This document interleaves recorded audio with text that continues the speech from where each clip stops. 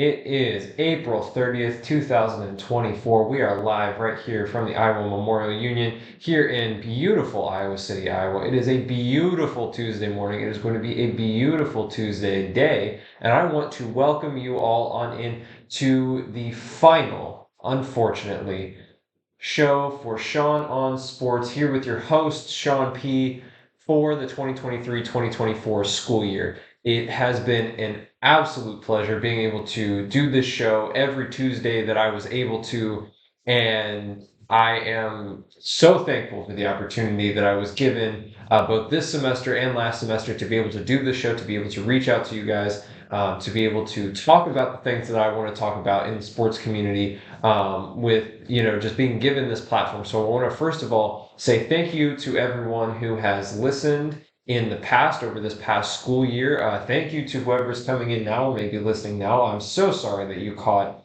the very last show. And I also want to say just, yeah, big, huge thank you. And if you missed any of our shows, or if you want to go back and listen to some of our shows, or if you're interested in furthering the show, I post show highlights, clips, full episodes on the YouTube channel. So you can go to YouTube, youtube.com/@ Sean on Sports. It'll take you right there. You will be able to see every full episode that we have done, plus some clips and highlights. So, like I said, just moving along here, this is going to be the last show for the semester. And this semester has unfortunately thrown me a couple curveballs, thrown me a couple loops where I have not been able to do exactly what I wanted to do with this show into this new semester. Last semester was kind of it was an experimental kind of place. I was really figuring out where stuff was, and I had a lot of great plans for this semester and what I was going to do and what I was wanting to do.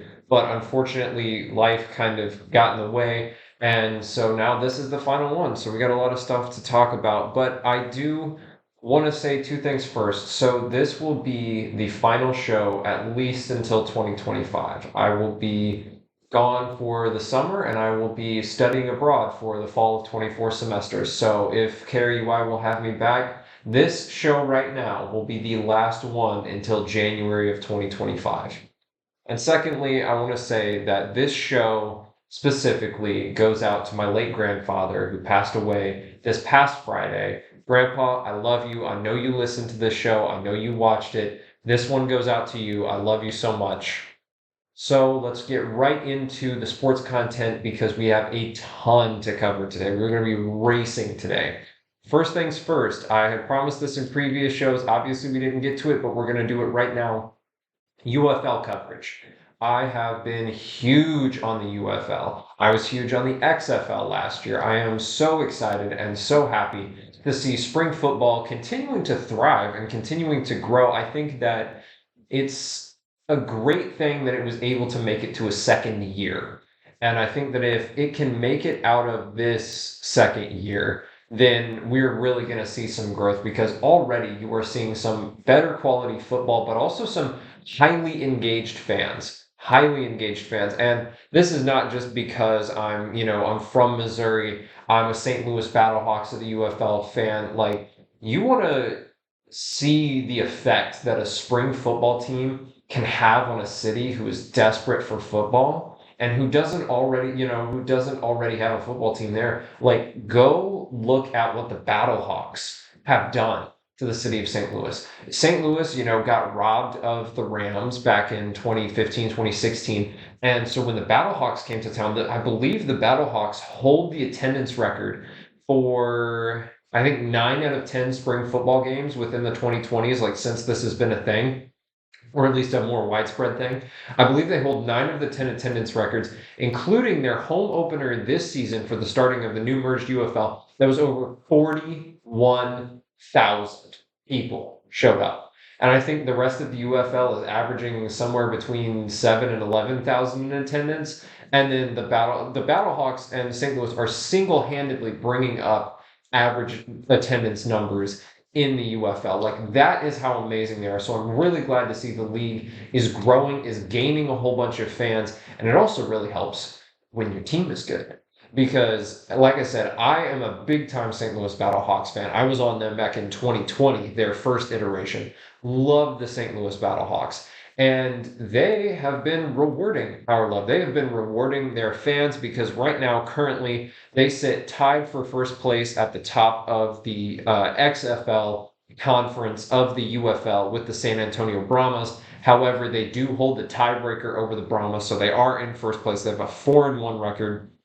They lost week one to the Michigan Panthers on what was it? It was like some crazy 60 plus yard field goal or something. I mean, nothing you could do on that. Like, who else would think that someone in a spring football league could kick a 60 plus yard field goal for the game winner? I mean, really, you just have to tip your hat to it. So the Battlehawks only have that one loss, but they have won four straight, all of them in pretty convincing fashion. And I think that they will continue to cruise through the rest of their schedule. But the real kicker is this: over in the USFL conference, the the main character, the villain, the antagonist, if you will, is the Birmingham Stallions. They are 5-0. They have played some incredible football. They look like the DC Defenders of the XFL last year, who went, I think, 9-1 in the regular season. The Birmingham Stallions are undefeated. It doesn't look like they're going to slow down anytime soon. I believe we're at we just wrapped up week 5. I believe week 7 or week 8 is when we have the Battlehawks Birmingham Stallions matchup. And so if you're just getting into the UFL or if you're wanting to explore that a little bit, I'm going to be completely honest. A lot of the rest of these teams they're pretty trash. Like they're all roughly within the like 2-3, 1-4 range. The Arlington Renegades, the XFL champions of last year, are 0-5. So there's not really a lot going there, but that is the match I'm circling. That is the match that I'm really, really, really excited to see. I think it's week 7 is St. Louis Battlehawks at the Birmingham Stallions. I think that will be your UFL championship game right there, and we'll see how it goes. But yeah, overall I'm still really excited. I'm really pleased with how the UFL has gone so far. And I just want to continue seeing it grow. That's all I want. I'm so happy for it. Let's go Hawks. Caw is the law. Go Battlehawks. Moving over to the NHL. So the NHL playoffs. This is kind of an interesting one. I don't think that I saw this coming. And again, I've said this multiple times on the show, but if you're just coming in and listening for the first time, or if you've forgotten, I'm a very casual hockey fan. I'll watch playoff hockey. I might watch it if it's on TV, if there's nothing else. Like I'm a St. Louis Blues fan.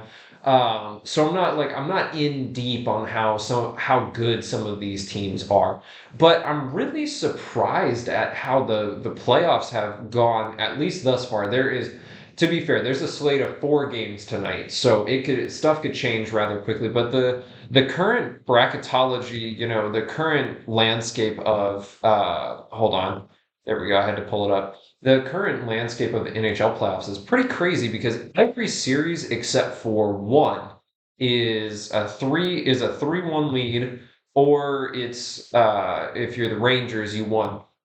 So the only one that is not a 3-1 or anywhere close to like looking like a sweep or a gentleman's sweep is the Stars and Golden Knights. They played last night, and the series is now tied 2-2. That I don't think is a series that I personally, just looking with my base level of hockey, just thinking it would be that tight. But the Stars have had a very good season. They've had a very resurgent season, and the Golden Knights are the defending Stanley Cup champs. So we will see how that goes. But the rest of them, I was really shocked at this. So Colorado is up 3-1 on Winnipeg, which I'm really sad because the Winnipeg Jets, I feel like that's a hockey team that a lot of people forget about. And, they're in the playoffs and they got the 2 seed within their division and they're losing 3-1. So I'm really sad. And that game is tonight at 8:30. So we'll see who ends up pulling out with that. The one I am happy about, though, is after dropping game 1, I think they dropped game 1, the Vancouver Canucks are up 3-1 on the Predators. Their game is also tonight. I'm hoping that Vancouver can take care of business. Take care of business this evening. I have been watching the Vancouver Canucks throughout the whole season. If you go back and you look at our past shows, I've been talking about the Vancouver Canucks. I'm on that train. I want the Vancouver. They are new blood. Well, not necessarily new blood, but like they are new blood to possibly win the Stanley Cup. and that would be pretty fun. And the cup could come back to Canada. I really like the Canucks, so I hope that they can win over the Predators. Sorry, Predators fans. And then the final one for the Western Conference, Edmonton is pretty handily destroying the LA Kings, which is really sad because I think it would be funny if the LA Kings would win, but I think Edmonton will probably take care of business there. They need to continue their strive to get Connor McDavid a shot at the cup and also just get Canada a cup in general. On the Eastern side, so last night the Panthers pretty humiliatingly, it was 6-1. I watched the last bit of this game. Beat the Tampa Bay Lightning in the Battle of Florida. There's some kind of name for it, but it's the Battle of Florida. They beat them 4-1 in the series. The one that I'm watching, and this is mostly for the memes, is the Bruins Maple Leafs game tonight at 6 o'clock. The Bruins are up 3-1, and we could possibly see Austin Matthews' incredible season get wasted, and the Toronto Maple Leafs wasting another great regular season just to do absolutely nothing in the playoffs. I am not a hockey historian, but if you know anything about hockey, it's pretty much a guarantee that the Maple Leafs will always have an amazing regular season and will then crash out of the first or the second round in extremely embarrassing fashion, like extremely embarrassing fashion. There's a video out there by the YouTuber Urinating Tree who has done it's like an hour long video on the legacy of failure for the Toronto Maple Leafs since like the 70s, like the late 70s, and how good they've been and how they keep losing. That video is 4 years old or 5 years old. Not a thing has changed from it. It is still as true this day. And as much as I hate seeing Boston move on, it just, so frustrating. I want them to beat the Maple Leafs just for the memes. I'm so sorry, Maple Leafs fans, but I mean, you guys are cursed. It's not, you can't do anything about it. Nothing's going to change. Even if Austin Matthews has one of the best seasons we've seen in the last couple of years. Sorry, there's nothing you can do about it. Moving on down, New York Rangers swept the Capitals. That's pretty good. I was watching that series. I like the Rangers. I think a New York hockey team would be fun in a cup. I think it'd be an interesting one because we haven't had that in a little bit. And then finally, the Hurricanes versus the New York Islanders. The Hurricanes are up 3-1. Their game is tonight. I think that the Hurricanes will probably take care of business because from what I have seen, and I've watched this series a little bit in and out from the scores I've seen and from some of the plays that I've seen, the Hurricanes have got this one bagged. I don't think it'll be very close. If the Islanders sneak another game, good for them. But really, this is the Canes series to take. So overall, we've got a good slate of hockey playoff games tonight for the rest of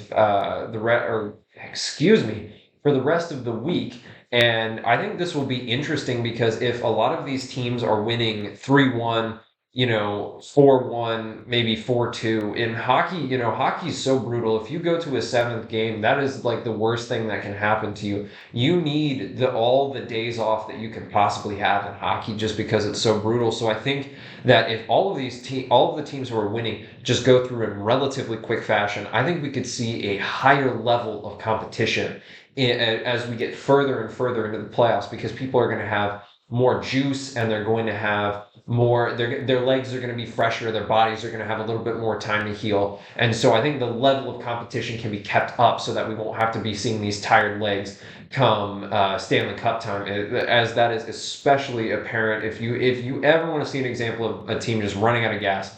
Florida Panthers from last year, incredible playoff run, but they went 7 games, 6 games, 7 games, and then they just couldn't get it done. I mean, they were gassed. So this is good. I'm really excited to see how the rest of the playoffs turn out. And as far as my Stanley Cup predictions, as much as it pains me to say this, I think coming out of the East, we're going to see the Bruins. And I think coming out of the West, we will probably see either whoever wins the Stars of the Avalanche series, or excuse me, Golden Knights series. That is my pick for the Stanley Cup. And please, just anyone beat Boston. We are going to go to a quick message, and then when we come back, we're going to talk about the WNBA.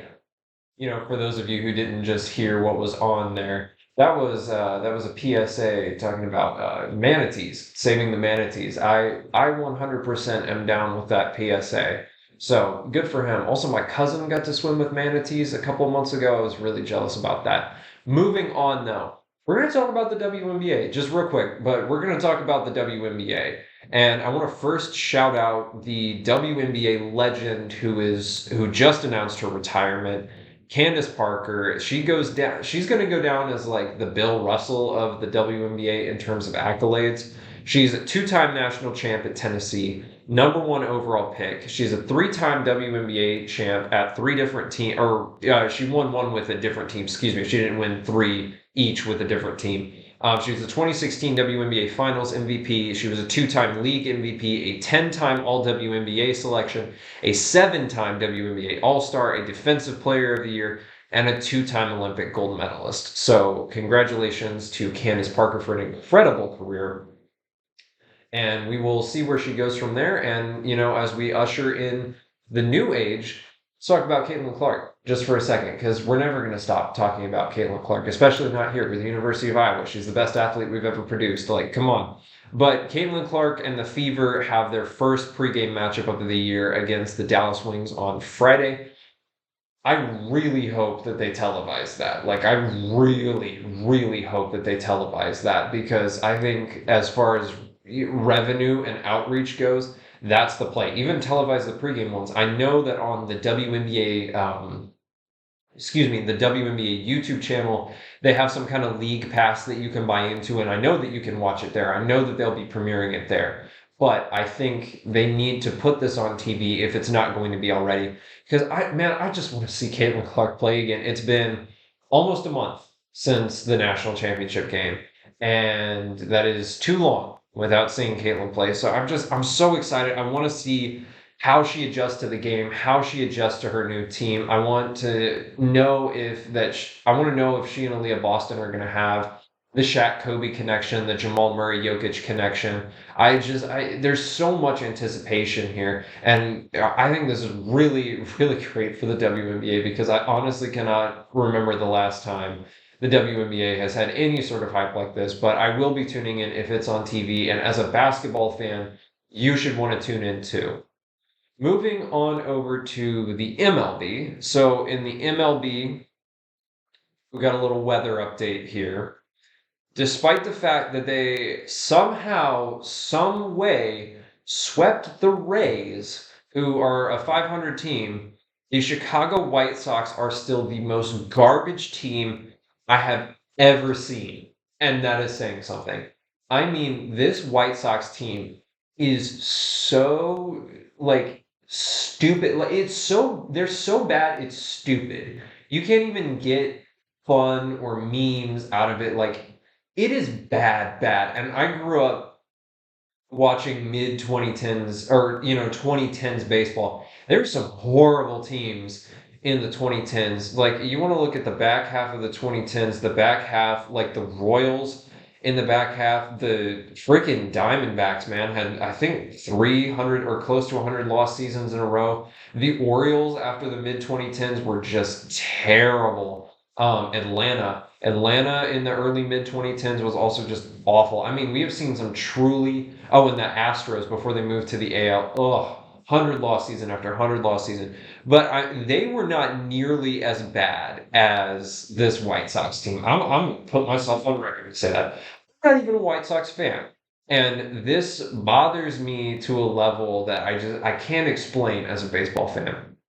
When you have a team average of 207 right now. I know that batting average has been going down in the major leagues for the past roughly 7 or 8 years. But you are a major league team. You are paid major league money on your account to be able to, see the ball, hit the ball, put it in play. Your team average is 207. That is unlawful. That is an unlawful average. And the only reason that it is stuck above 200, because in reality they're batting way worse. They're batting in like the 180s. It's because they're bringing up some minor league guys whose average, whenever it gets calculated, they get like 1 or 2 hits. They're batting like 300, 500, something like that. That is the only reason these averages are brought up.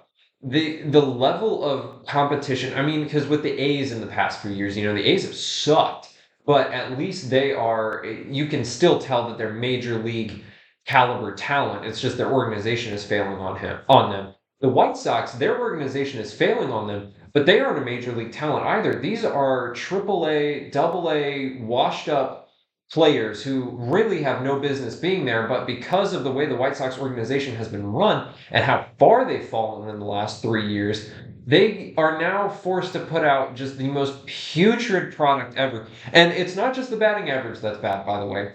The team ERA is 5.10, which is shockingly better than I thought it would be, but that is still horrible.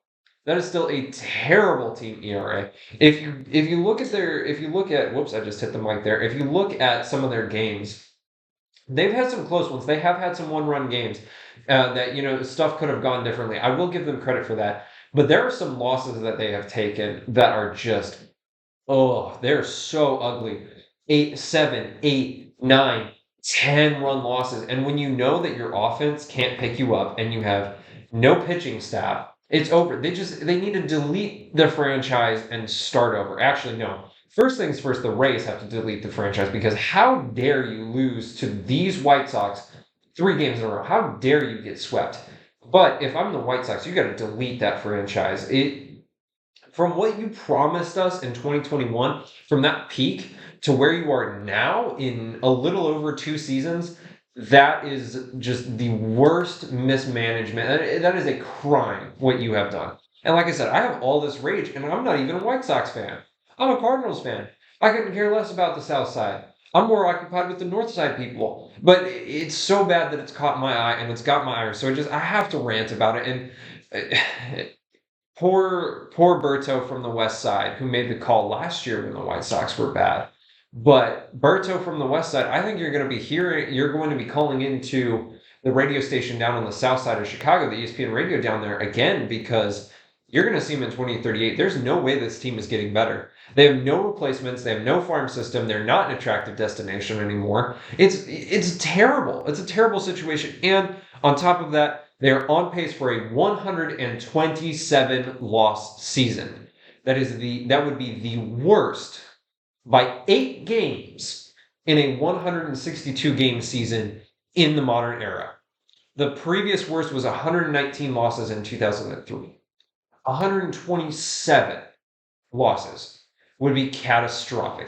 I don't think they're going to hit 127. I don't think it'll get that bad. We're not out of the first month yet. Although if we're still in this position in like mid-June, July, then we've got a problem. But no. I think they'll probably hit 120 losses flat. But this is just so bad. You got to just delete the franchise. That's all. I don't want to say any more about them because they're making me upset as is. Moving on over within the MLB though. So if you've been following baseball, especially in the preseason, you heard this new uniform controversy with Nike taking over the uniforms. And the Nike uniforms, everyone agreed, looked awful. See-through pants, terrible fabric, not any moisture resistant or anything like that. Just reports of it tearing. Like there's one guy, I think he played for, I think it was Detroit, where he slid and tore the entire leg of his pants open right at the seam. Just completely tore it up. Baseball uniforms are not supposed to do that. They look bad. They feel bad. The material is not good, and they're more expensive. And MLB and Nike had the gall to make these uniforms more expensive. And now that the MLB has heard these complaints for the past month and a half, they said, you know what, that's it. We apologize. We'll go back to the old uniforms. Except that they said they're going to go back in 2025. That doesn't make any sense at all. This is not like football where if you make new uniforms, which by the way, some of the football new uniforms like the Lions and the Texans one, holy moly, those are amazing. Like I'm not a Lions or a Texans fan. I'll buy those uniforms right now. Those are incredible. But it's not like in football where, this would, for football, we're 4 weeks in, we're about 4th or 5th of the way through the season. You could say, okay, yeah, we will fix the uniform problem. We'll do it next year, or at least by the playoffs, because by the playoffs, most of the teams will be out anyway, and it's a shorter season, so we'll just fix that. No. Baseball is not like that. Baseball is 162 games plus all the playoffs. You got to win. What is it? You got to win 13 games in the MLB playoffs if you want to win the World Series. You got to win 13 plus any losses you might take in there. So there's the whole 162 game regular season plus 13 playoff wins you have to have. That's 175. You are going, as the MLB, you are going every single day, starting at the beginning of this month, conceivably until the first week in November. You can replace these uniforms now. You have the capacity to be able to make these uniforms and get them fixed in a month. Even you could go less than a month. I think that this is a horrible decision by the MLB, just to say no. We'll fix it. We hear you, but we're going to do it in 2025. These uniforms need to be gone now. If you look at teams who are playing in hotter climates, even right now, and it's April, and they're covered in sweat, and it's see through. Which, good lord, who made that decision to make them see through? But they're see through, and they're covered in sweat, and the fabric is ripping, and it like just wait till we get into the dog days of summer. It's going to get so much worse. It's going to get so much worse. And these uniforms have to be put on every single day until, and if you're a playoff team, every single day until November, every single day, at least until October for everyone else. So I'm glad that they are taking these uniforms away because they are a horrible, horrible thing for the game. But the fact that you're doing it in 2025, that is bad. And I consider that a money grab to be able to try and salvage some revenue from this. This is just terrible. Absolutely terrible. Shame on the major leagues for the decision to move it to next year. Shame. But thank you also though for getting rid of those stupid uniforms. Moving over to the NFL. So I had wanted to do a free agency show back when NFL free agency was just going crazy. Unfortunately, we didn't get to do that, and unfortunately, I hadn't been able to get to the other NFL topics I wanted to since then. But we're going to talk today, and this is going to take up a good portion of the rest of the show a little bit here.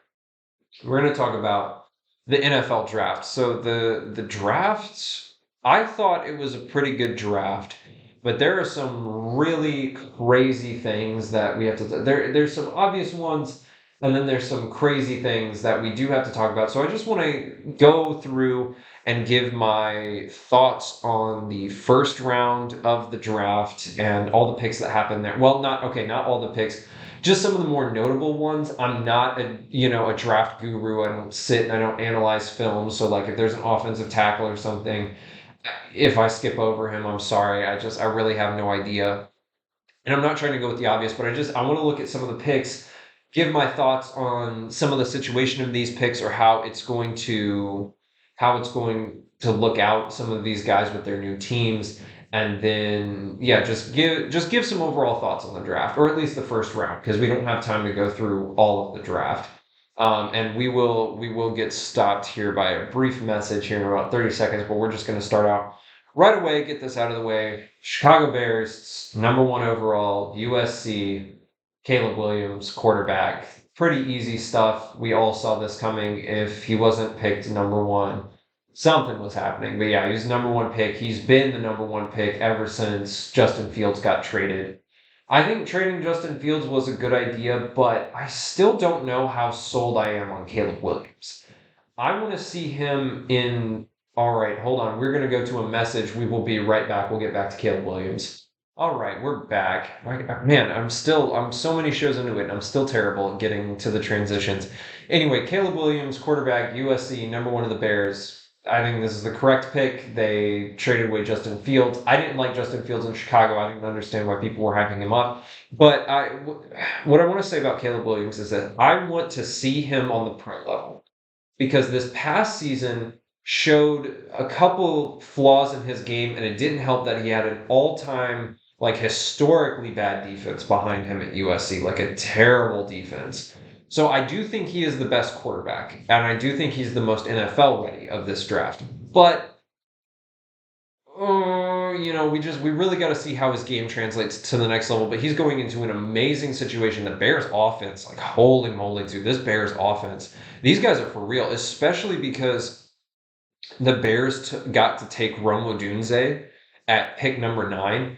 That was huge. That was amazing. So now you get even more weapons for Caleb Williams. I think that as long as the coaching staff at Chicago doesn't just bungle anything up this season and they design a good offense with protection for Williams, who can rely a little less on do this past season and just get it to his weapons, I think the Chicago Bears are going to be dangerous. So I really like that pick.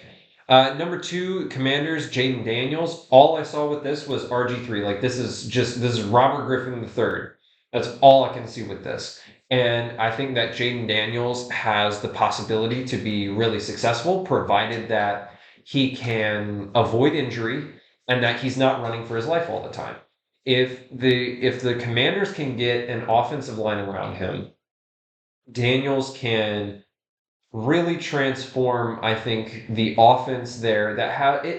They've got some fine weapons, but I think that it will be a learning process for him. Just they got to keep him healthy. That's all they have to do, and he could turn into the RG3 that never was. Next up, Drake May with the Patriots. I don't like Drake May. I thought like, yeah, he's a solid guy, but he doesn't have anything that wows me. I think he just has the experience. He's a lot more of a plug and play guy, which it could be good for the Patriots. Bro has no weapons though, zero, and a first time head coach, very first time head coach. So I'm a little afraid of what May is walking into here, and I don't know how well that this could go. With the Cardinals, Marvin Harrison Jr., great pick. I mean, that was the obvious one. Giving Kyler a weapon to throw to, I think Kyler is about to enter his 5th or 6th season now, and he has been up and down. Personally, I have not been very impressed with Kyler, but I think that giving him a weapon like Marvin Harrison Jr. could really, really elevate the game of Kyler Murray and elevate his standing in the league and his respect. I still don't think the Cardinals are going to be a very great team, but I think Marvin Harrison Jr. is an excellent addition. Now to the first pick that actually surprised me here. The Chargers going with Joe Alt, offensive tackle out of Notre Dame. Now let me get this out of the way first. Joe Alt is not a bad player. This is nothing on Joe Alt. For those of you who don't know about Joe Alt played offensive tackle at Notre Dame. Joe Alt is 6'10", 6'9", 6'10", and 345, 350 pounds. Like, this is a different level of human being we're doing right here, and he's really good at his job. He's an All-American. He's amazing. So this is nothing against Joe Alt. But for Harbaugh at the Chargers, his first pick being Joe Alt and picking him that high, I don't know. I mean, you got to get protection for Herbert. That's a big thing. And gosh, I love Herbert, man. I love Justin Herbert, and I hate how he's been wasted to this point. So I understand why you're getting him protection, but maybe get a weapon for Justin Herbert, because Keenan Allen and Mike Williams are no, not Mike Williams. Excuse me. Yeah, Austin Eckler. So you know what I'm trying to say. I can't think off the top of my head, but a lot of that older, more experienced receiving core that LA has is gone. And I would have gotten Herbert a weapon. I would have gotten Herbert a weapon at least that high, and maybe traded at like 10 to go get Joe Alt. But that is a pick that I don't want to say is a bad pick or a confusing pick, but it's also kind of a confusing pick. I will say that. But congratulations to Joe Alt. Please protect Justin Herbert. He's a stud. I love him. He's great. So do what you need to do there. Giants, they select Malik Neighbors. I think that's perfect. You give Danny Dimes weapons, because really he hasn't had any weapons. And, who knows? Maybe he can make Danny Dimes look better than he actually is. But I think that's a good selection right there. I agree with that selection. Already talked about Rome Odunze to the Bears. That's an amazing pick. That's perfect. Then we got to talk about the one that at pick number 8, I skipped over to go to 9 and talk about Rome Odunze, but we got to talk about pick number 8 here. The pick that baffles me, and I mean, all the punditry has already gone over and they've all talked about this, so there's no need to really go deep into it. But the pick of Michael Penix Jr., quarterback, Washington, to the Atlanta Falcons, 8th overall.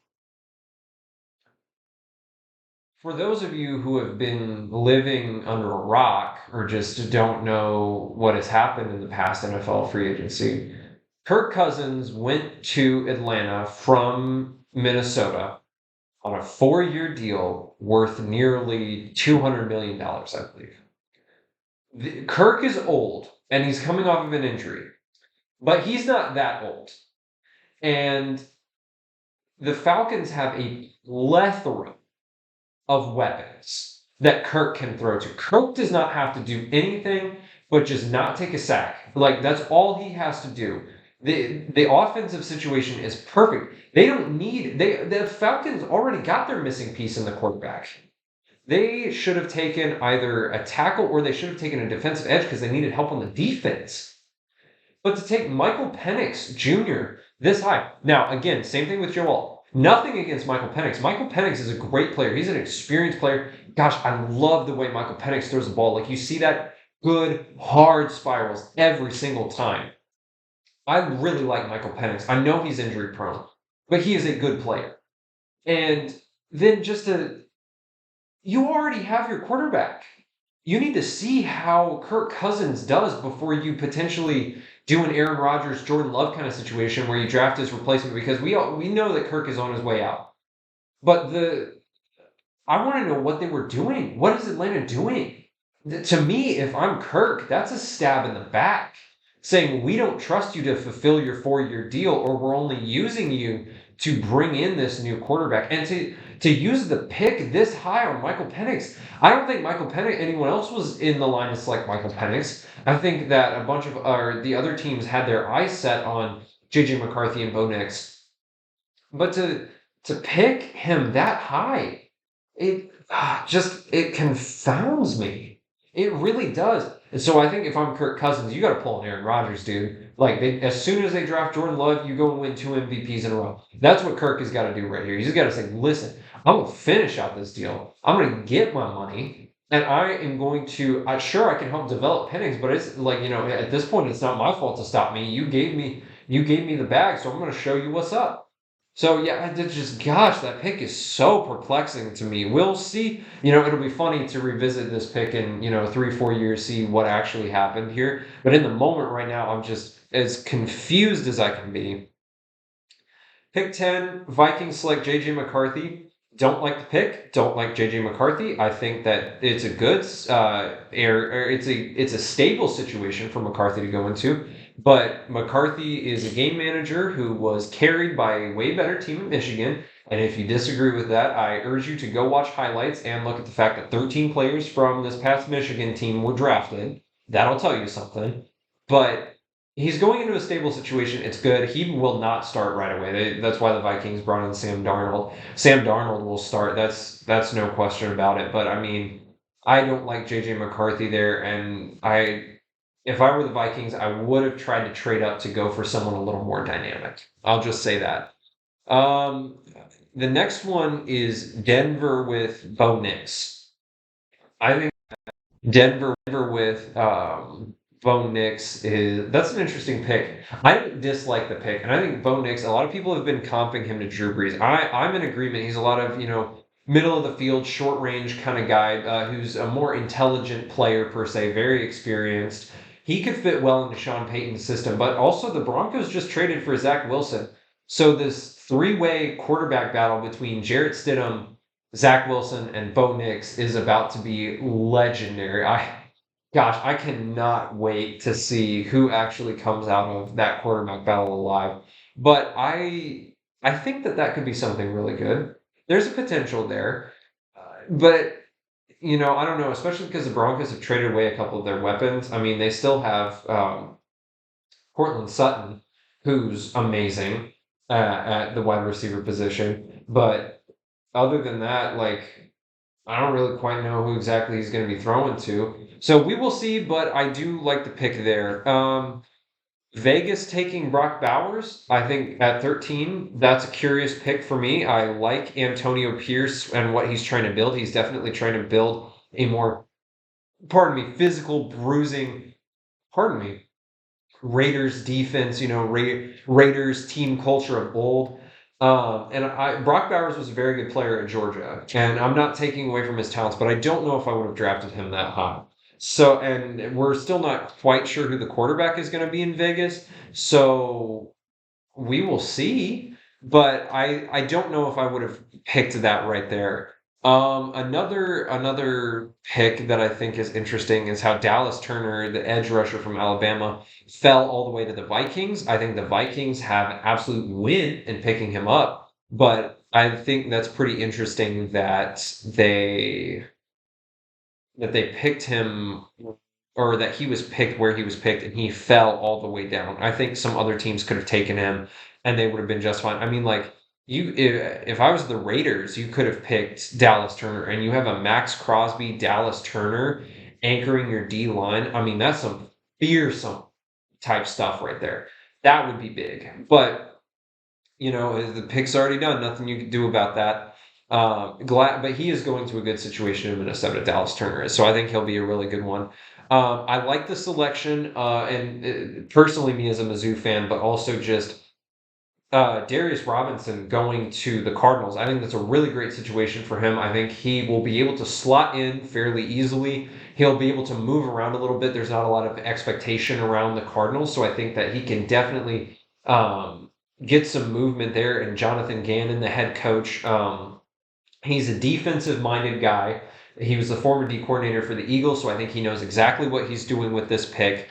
I think that Darius Robinson is an excellent addition, and I will be curious to see how he ends up. But I think he will come in immediately day one. He could be a big time impact on that line or wherever they choose to put him. He's really kind of an in between. The one that surprised me a little bit was the Bills trading down with the Chiefs to allow the Chiefs to get Xavier Worthy. We all knew that the Chiefs were coming into this going for a wide receiver. They're gearing up for the three-peat, baby. My Chiefs are gearing up for the three-peat. And the Bills handed the Chiefs Xavier Worthy. You handed them potentially, if the cards are played right, the next Tyreek Hill. This guy, wide receiver, Xavier Worthy, wide receiver out of Texas, ran the fastest 40 in combine history, 40-yard dash, like 4.2 something, maybe even sub 4.2 or something like that. I don't remember. And he's a good wide receiver. He's not nearly on like a Malik Neighbors, Marvin Harrison Jr. level. He could have honestly been a more second round guy because I think Adonai Mitchell is probably better. So is Xavier Legette, who went 32nd to the Panthers. But which, by the way, just what an L for the Panthers going pick 32 and trading away that number one pick. Like Chicago, if they win a Super Bowl off of this, you need to hold a special ceremony to thank the Panthers. But I think that the Bills just handed a real key piece and the next Tyreek Hill to the Chiefs. So if Xavier Worthy turns into a really a great new receiving prospect and possibly the next Tyreek Hill, then the Bills just shot themselves in the foot. Like what a dumb move. But we'll see. We'll see how it ends up. And then rounding it out, I'm surprised that the 49ers took Ricky Pearsall out of Florida. I don't think he's a first-round talent. I think he's probably more of a second or third-round kind of guy. And the Panthers, like I said, took Xavier Legette out of South Carolina. That is a good pick right there. You give Bryce Young an actual real weapon this time, but I don't think they should have spent that pick on that because they need holes in basically, or they have holes in basically every other position. But we will be right back after this short message. All right, we are back. And real quick, I do want to say this. We're going to move to the NBA playoffs here. But just real quick, I do want to say this, that even though the Bills got Keon Coleman from Florida State, between Keon Coleman and possibly a new Tyreek Hill clone, and you give your arch rival that, dude, what are you doing? What happened there? But anyway, that was just my thoughts on the first round. I wish I could have time to do a whole show about it, but unfortunately, don't have that. Got to keep moving because last time I didn't get to talk about the NBA playoffs. NBA playoffs, full swing mode. Now we have seen some things. Now, first things first. In the West, Thunder beating the Pelicans, swept them. Good. I like that Zion was back and the Pelicans were back. I think that's really good for them. But the OKC, man, I'm rocking with this OKC team. like Shea and Chet, man, they are so fun to watch. And to see this young core, they are statistically, I think, the youngest team to ever sweep a playoff series, and they were the youngest team on average in the playoffs this year. They've got nothing to go but up. And I think a lot of people were talking about like, oh, how are they going to do in the playoffs? Because they are very inexperienced. But I mean, Shea and Chet, they and the rest of the crew, they got the job done. Their coach, Mike, I think with some last name, I forget. I'm really sorry, but he just won Coach of the Year as he should. Led them to a sweep. They will face whoever wins against Clippers and Mavericks. I like that matchup a ton. Too. Whoever comes out of that, I'm man. I'd be watching this Thunder team. I think they could go to the finals. I really do. Clips and Mavs tied it 2. I got to be honest, especially with Kawhi out, that because he's always out. Like, jeez, man. Why Kawhi are you always out, dude? It's just I'm not even a Clippers fan. I'm not even that high on you as a player, but like, bro, why are you always out? Why? Moving on. Just had to get that out. Clippers and Mavericks. This series has been a contentious one. I think a lot of people thought this was probably going to be the toughest to predict out of all the series, both East and West. And we're at a 2-2 draw right now. Luka and Kyrie have been holding up their end of the bargain. Paul George and James Harden have been holding up their end of the bargain, and it's deadlocked either way. I don't know who could pull out of this one. I need to see Game 5, how that goes. Game 5 will take place tomorrow. It'll be tomorrow night. But at first, I think a lot of us thought, oh, yeah, Mavs have got this one in the bag. But then Clippers have come back. They've really shown that even in Kawhi's absence, they are willing to continue to fight. So I like the way this series is looking. I will be excited to see who comes out of it, but they're dead meat against the Thunder. I don't care who comes out of it. They're dead meat. Next one, this is probably, I think, the one that a lot of people are, J.K. Simmons laughing gif at. Timberwolves wrecked the Suns 4-0, big time sweep. Anthony Edwards showed up, showed out, biggest stage against his GOAT. He grew up watching KD. He said that KD was his childhood idol and that he wanted the opportunity to play KD and send him home. Well, guess what? You did that. You embarrassed the Suns. And I think that a lot of people have been saying this too lately. Like, when was the last time a big three has actually worked? The Miami Heat in 2013, probably. Yet another failed big three super team that is not coached at all, relies way too much on individual talent and players, and, got exposed by a way better, more coordinated, and arguably more talented team. I mean, Carl Anthony Towns, Anthony Edwards, and Rudy Gobert were destroying out there. They were going nuts. They completely locked down. And when the Suns have no offensive game plan other than ISO for your stars. And when your stars aren't doing anything, it's easy to just take them down. It's so easy. And so the Timberwolves, I'm glad to have seen them moved along. I love watching these Wolves guys. It's their first playoff win, and I think 10, yeah, either 2014 or 2004. It might be 2004. It could be 20 years. Don't quote me on that, but it's in a long time. And I just really like to see this. And with now Curry being out of the playoffs, KD being out of the playoffs, and LeBron being out of the playoffs, don't worry, we will get there. This is the first time, I think, since 08, 09 that one of those three or all of those three have not been in the second round of the playoffs. It's a new age. It's a new age and it's a new time. I want to quickly, because we're going to get to the Lakers and Nuggets. I want to move quickly over to the Eastern Conference. Celtics are destroying the Heat. Unfortunately, oh man, I really wish the Heat had it in them, but without Jimmy Butler, it's been hard. And although the Celtics did just lose Porzingis, best wishes to him. But I think the Celtics have got this in the bag, and if they don't, this will be an all-time bottle job. All-time. Cavs and Magic, this is arguably the most boring series that nobody cares about. I'm actually shocked that the Magic were able to get it back, but I think that they should be. I want them to win this series. I like that the Magic are back on the up and up, but it's just gosh, it's so boring, and there's no storylines, and the games are all the early ones, so no one cares. No one cares. Knicks and Sixers.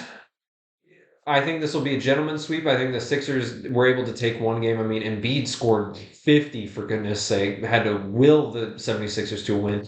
But I like this Knicks team a lot. And the Knicks, like, they used to be the laughing stock, and they'd go out and they disappointed with Carmelo Anthony and all that.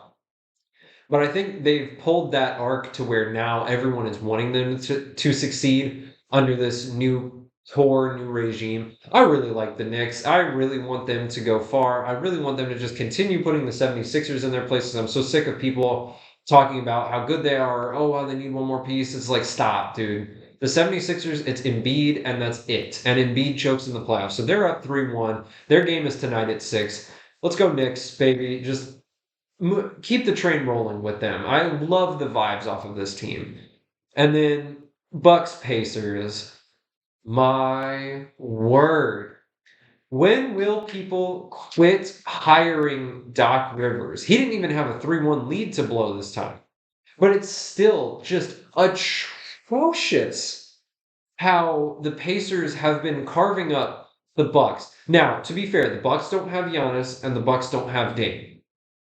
But you still should be able to scheme around them, especially because the Pacers, for all of how good their offense is, have had a real sus defense all year. And that's why these games have been a little closer than I think they should have been. But Doc Rivers cannot coach, adjust, scheme when things don't go according to plan A. He just can't do it. And he gets chances with team after team after team after team. And every time it's so bad and it's so painful to watch. And with Giannis out and Dame out, you just got to pack this series up. I don't care that you hired Doc Rivers to a 3-year deal. You can see clearly by the end of the regular season what he did, skidding you all the way from a comfortable second seed down to the third to whatever mess he's thrown out in the playoffs and all the excuses he's been making about the players. And it just year after year after year of example of Doc Rivers not being able to adjust or do anything. It just, gosh, people, I would fire him as soon as you lose this game tonight because I can almost guarantee that the Pacers will win tonight at 8:30. It just, gosh, that's so frustrating. And I wanted the Bucks to succeed too. I really did. I really like that Giannis and Dame pairing. But Doc Rivers is a franchise killer. He's a franchise killer, and they got to get rid of him if they know what's good for him. Finally, with the last 5 minutes I got left, let's talk about the Nuggets Lakers. The punditry in the media continued to prop up a Lakers team that we all knew deep down was not nearly as good as everyone was saying they were. And we all knew that the Nuggets were the way better team and they were going to take care of business. The Lakers did exactly what I thought they would do, is they got completely outclassed and tried to rely on their talent. But LeBron was doing good and AD was doing good, not to take away from them. But they were slowing down, and the rest of the team, D'Lo, he was hot to end the season. D'Lo was real hot, and he had a couple times in the series too where he was real hot. But the supporting cast, pardon me, pardon me, the supporting cast of Reeves and D'Lo and Hachimura and Torian Prince all coming off the bench, basically nobodies, and are not able to contend with the sheer amount of depth and cohesion that the Denver Nuggets possess. The media all year, as they have been trying to put down the Nuggets as less of a team than they actually are. The Nuggets are still the defending champs. They're innocent until proven guilty. They are still the best team in the NBA, and I'm fully down with that. Jokic is still the best player in the NBA. Jamal Murray in the playoffs is dangerous. Aaron Gordon and Michael Porter Jr. and KCP in the depth, that is a perfect depth rotation right there. And I know that they can bring a couple other guys off the bench. But the Lakers have no depth, and they had no defense. They had horrible defense all season. Horrible defense all season. I can't believe that the Nuggets let them steal at least one game away to give people hope, because if you go through and you watch the film, they had no idea what they were doing. There's a YouTuber out there who's named Awful Coaching, and they're comedic, but they're still correct. breakdowns of defenses in NBA games. And whatever the heck Darvin Ham was throwing up for the Lakers, that was an abomination of defense. So just what are you even doing? You look at some of these positions, no one's sprinting back on defense. No one is coming to help Jokic on that, or get Jokic on the double team or provide help. And you've got guys that are just standing there. And then half the time, LeBron is complaining to the refs. He's complaining to the refs. He's not even back in frame. It's a 5-on-4. The Nuggets are disciplined enough that they can just immediately move in, take advantage of that. Boom, it's a three. Jokic hits a mid-range J. Like, what are you going to do about it? So personally, I am glad that the Lakers are out of the playoffs and they got showed up for what they actually were, because lest people forget that from the calendar year of January of 2022 until February of last year, they were not above 500 for over a calendar year. Then they barely made it into the playoffs last year, and they somehow, some way willed their way to the conference finals, only to get destroyed by Denver.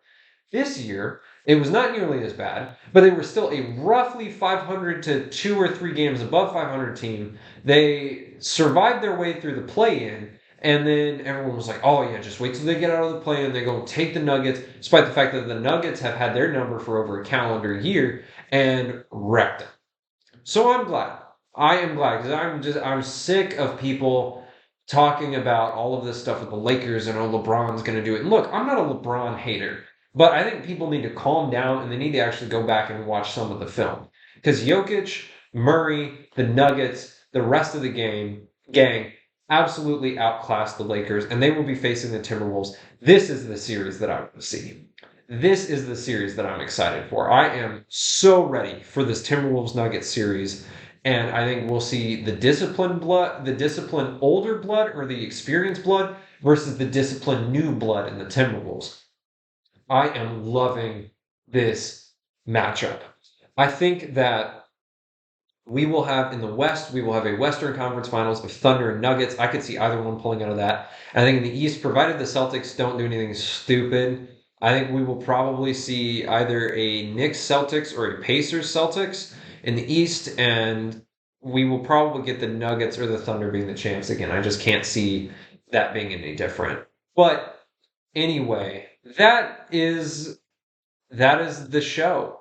That is the Shown on Sports show. It's a wrap for the entire year. I want to say thank you so much, like I said at the beginning, to everyone who has listened to me, who has supported to me, to KRUI, who has given me this opportunity to be able to do that. And I want to again shout out my editor and co-collaborator, Brett, who helps me put these on YouTube as well. Thank you so much for that, and to be able to get these out. So we will be back hopefully in 2025. I cannot say how much of an absolute pleasure it has been to be with you guys. I hope you all have, a safe and wonderful rest of your year, honestly, and I really hope to come back soon in the future. I love you guys, and Grandpa, this one goes out to you. I love you.